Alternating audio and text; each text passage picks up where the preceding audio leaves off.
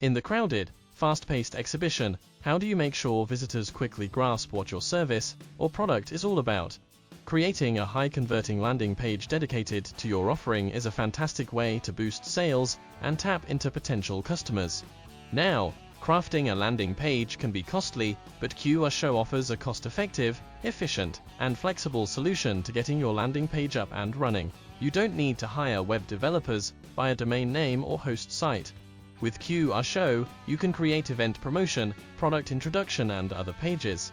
Generate a QR code to display on your exhibits, posters, get people to view quickly to increase engagement. So, how can you easily create your own landing page QR code? First, log in to QRShow. Step 1. Click Create QR Code, then click Landing Page. Step 2. Design your landing page. There are plenty of pre-made elements you can drag and drop, like titles, body text, divider lines, and images. And basic editing tools like adjusting font size, color, inserting links, and more are at your fingertips. You also can add images, videos, audio, files, forms, status updates, locations, or even QR codes to create a diverse and engaging page. Step 3. Once you are done, name your QR code and generate it. Now, scan it to preview your page content and make sure it looks just right. Step 4. In the dynamic QR code list, find your creation.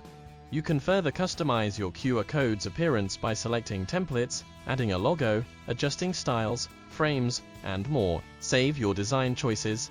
Step 5. Time to download. Choose your preferred size and format, then download your QR code directly. In a few simple steps, you've created your QR code. You can update your page's content anytime without affecting the QR code. It's dynamic, so changes are easy to make.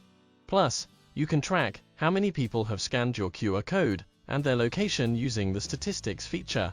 To discover more QR code uses and stay updated, visit and bookmark QRShow. We'll share the latest examples and tutorials. See you in the next video.